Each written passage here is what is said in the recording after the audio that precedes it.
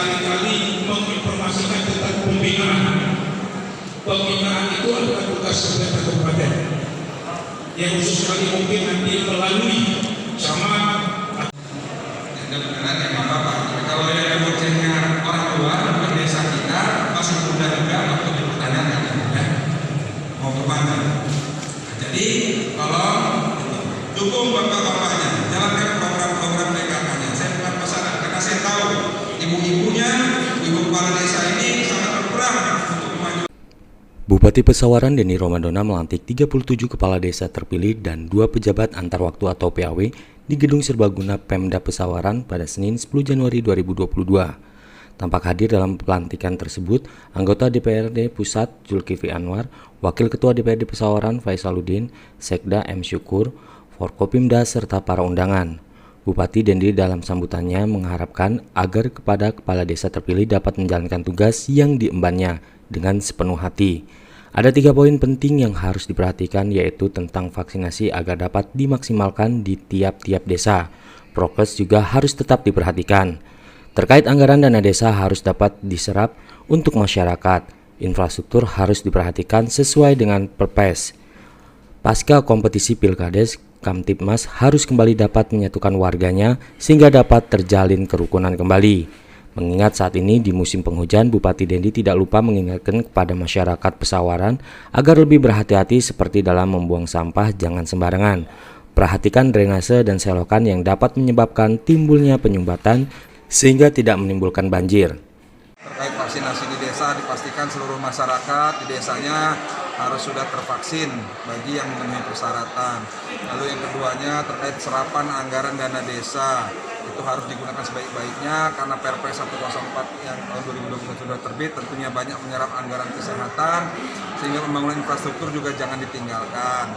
Yang ketiga yaitu tentang Kamtibmas dan juga suasana pasca Pilkades kemarin untuk disatukan kembali, Kamtibmasnya dijaga dengan baik, terhindar daripada pecah belah antar pendukung-pendukung Pilkades di masa kompetisi kemarin. Lalu yang terakhir tentunya pemulihan. Tolong bagi para kepala desa untuk menumbuhkan sisi ekonomi di desanya masing-masing dengan menggerakkan ekonomi kreatif di desanya masing-masing. Bukan hanya milenial, kaum milenialnya juga, tapi seluruh masyarakatnya diajak terlibat. BUMDesnya diaktifkan. Potensi-potensi alam yang ada di desa dimanfaatkan untuk menjadi hasil bisa meningkatkan pendapatan asli desanya. Seperti itu harapan saya. Pak Bupati, terkait dengan penyebaran Omikron sekarang kan sudah masuk di Indonesia, Pak Bupati. Ada regulasi dari pemerintah daerah untuk mencegah adanya penyebaran COVID Omikron? Ya tentunya salah satunya masih dalam penerapan prokes. Kita tidak ada pelonggaran prokes, jadi tetap saja dibatasi ruangan, hindari kerumunan, dan juga tetap menggunakan masker.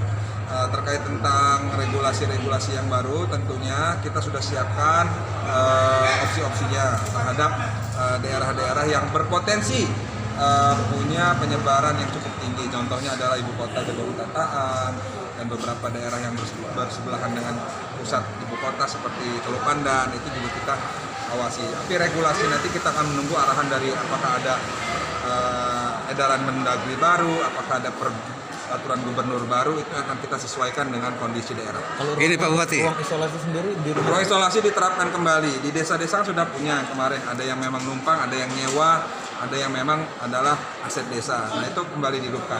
Apabila nanti ada aset-aset Pemda seperti sekolah-sekolah yang belum buka, tapi mayoritas PTM sudah dilaksanakan.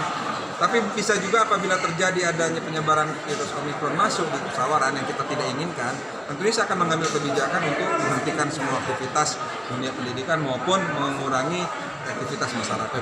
himbauan untuk menghadapi musim penghujan ini pada desa. Hujan dari sudah berjalan. Ya. Ya tentunya adalah masyarakat di mana musim hujan ini menyebabkan banyak sekali kejadian-kejadian lokal yang mengganggu aktivitas masyarakat seperti banjir lokal dikarenakan adanya sumbatan-sumbatan sampah. Nah, saya berharap masyarakat seluruh desa di Pesawaran untuk lebih peduli terhadap lingkungan rumahnya. Apabila rumah itu belum punya siring, untuk mohon dibikin drainasenya, dicangkul gitu di depannya sehingga aliran air bisa berjalan dengan baik.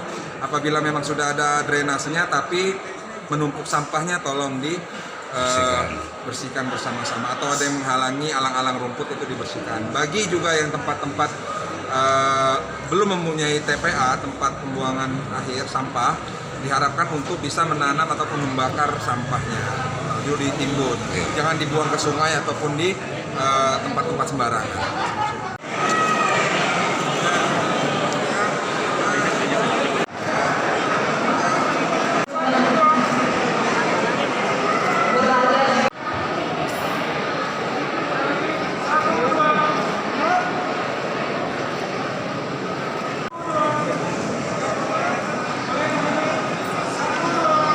Baik, selanjutnya untuk dapat bersiap-siap kepala desa.